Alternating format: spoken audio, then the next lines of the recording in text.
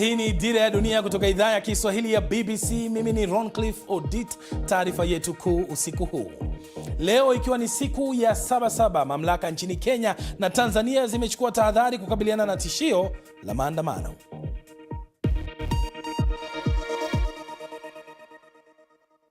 Tuanzie nchini Tanzania ambapo jeshi la polisi nchini humo limetoa taarifa inayoeleza kuwa hali ni shwari katika nchi hiyo kufikia jioni ya leo tarehe 7 Julai Sabasaba, huku ikisema kuwa watu wanaendelea na shughuli zao za kiuchumi na kijamii. Taarifa ya polisi inakuja baada ya kuenea kwa ripoti katika mitandao ya kijamii kuwa kutakuwa na maandamano katika siku ya leo ambayo ni siku ya mapumziko ya kitaifa kupisha maonesho ya kibiashara ya Sabasaba.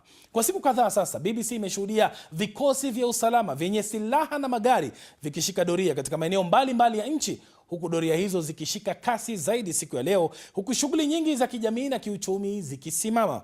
Mwandishi wa BBC Alfred Lustig alikuwa akifuatilia hali hiyo na hii hapa taarifa aliyotutumia.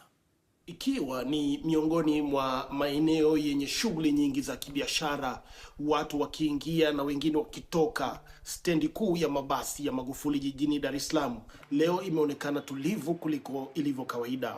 Hali hiyo imejiri wakati ulinzi ukiwa umeimarishwa katika maeneo mbalimbali ya jiji, huku maafisa wa polisi na vyombo vingine vya usalama wakifanya doria. Hatua hiyo inafuatia wito wa maandamano uliotolewa na baadhi ya wanaharakati kupitia mitandao ya kijamii wakitaka mabadiliko na uwajibikaji zaidi kutoka kwa serikali.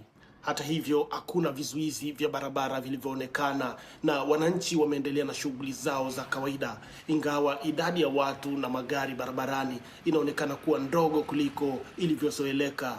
Wakati huo huo, jeshi la polisi Tanzania limesema hali ya usalama nchini inaendelea kuwa shwari. Tunaendelea kuhakikishia wananchi kwamba kwa ushirikiano na vyombo vingine vya ulinzi na usalama tutaendelea kuimarisha ulinzi na usalama wakati wote. Awali leo jijini Dodoma, maeneo ambayo mara nyingi huwa na shughuli nyingi yalionekana kuwa na utulivu zaidi, hali iliyowafanya baadhi ya wakazi na wafanyabiashara kuendelea kufuatilia kwa karibu mwenendo wa siku. Hatujatarajia hali kwa hivi. Tulitarajia leo kutakuwa na fujo, lakini hakuna fujo. Mpaka sasa hivi kitu cha tofauti labda niseme tu ni hofu kwa ajili ya Watanzania, jinsi hizi skendo zilivyokuwa zinavuma na uhofu wa watu. Asilimia kubwa wafanyabiashara wengi leo tuseme hawajafungua, na waliowahi kufungua, waliokuja kufungua wamechelewa sana. Hali ya mji ni shwari na hakuna sehemu yoyote ambako kumeripotiwa kuwepo kwa mkusanyiko wa watu wanaokusudia kufanya vurugu au kufanya maandamano yasiyo halali. Kadiri muda ulivyokwenda, shughuli mbalimbali za kijamii na kiuchumi ziliendelea katika maeneo tofauti ya mji. Hivyo ndivyo hali ilivyokuwa nchini Tanzania. Lakini vipi nchini Kenya?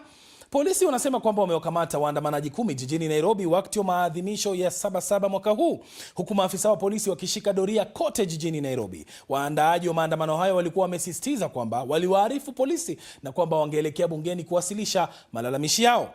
Maafisa wa polisi waliweka vizuizi katika barabara muhimu za kuingia Nairobi, ambapo waliwakagua abiria.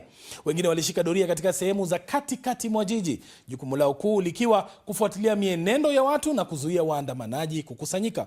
Operesheni ya usalama pia ilienea hadi kwenye maeneo ya majengo ya kimkakati ya serikali, huku biashara nyingi na hata shule zikisalia kufungwa. Nchini Kenya, Sabasaba kwa kawaida huadhimishwa kuadhimisha maandamano ya kihistoria ya miaka ya 90 ya kuunga mkono demokrasia ambayo yalishinikiza serikali kukomesha mfumo wa chama kimoja.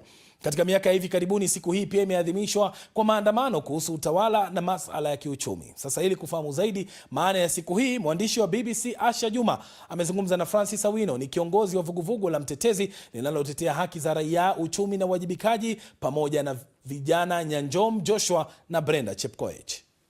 Matatizo ni mengi.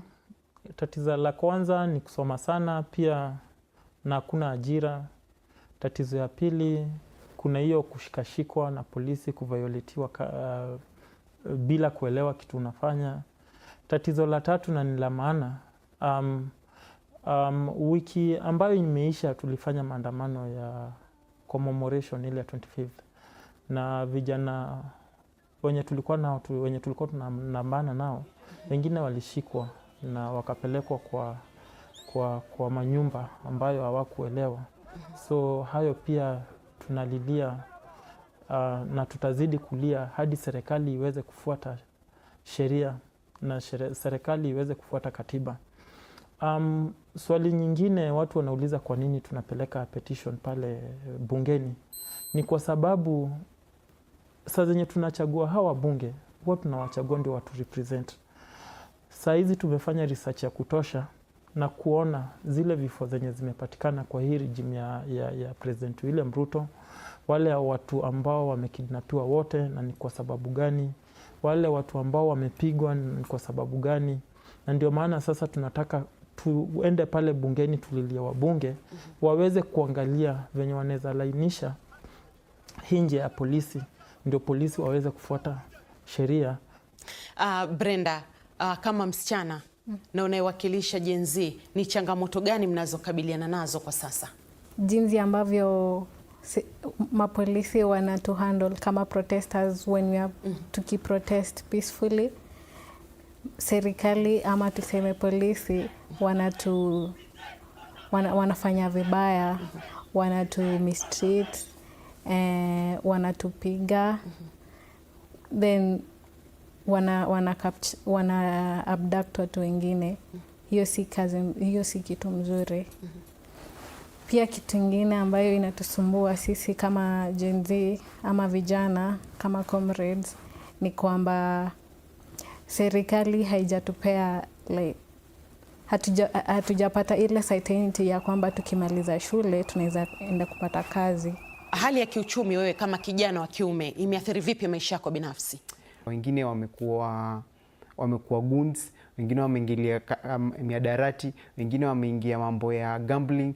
Unapata maisha yanakuwa magumu sana kwa sababu ya ugumu wa uchumi.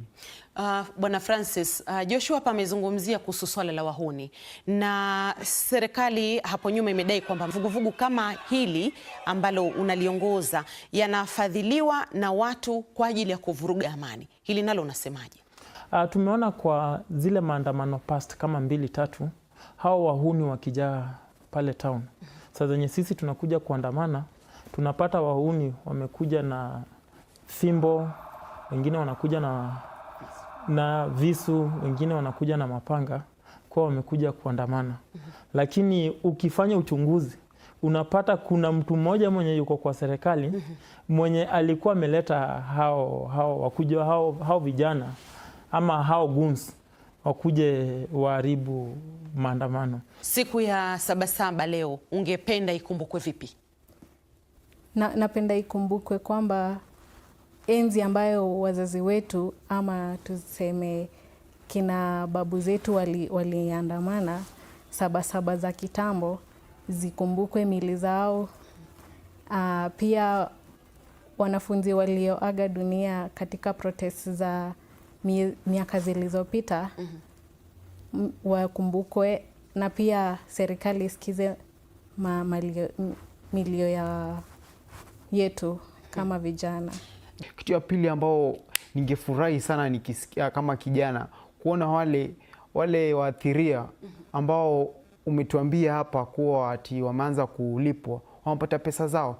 Yale mambo ambayo yanatia vijana mauchungu ni yale anaona kuwa kweli serikali inawaambia hakuna kazi na hakuna vile ambavyo wanaweza tengeneza njia au vijana kupata kazi. Kama mnaweza kuja na sheria ambazo angalau ziteka afisa ama ziteka serikali accountable kwa yale mambo ambayo yanafanya, sisi kama vijana hamtatuona tunatoka nje ama tunaambia wenzetu tuende tukaandamane. Wakenya wanapoadhimisha siku ya Sabasaba, china dakika moja, ujumbe wako kwa taifa ni upi? Tuko na constitution nzuri sana ya 2010. Constitution iweze kufuatwa, Kenya ipone na kila mtu afurahie kuishi kwa nchi.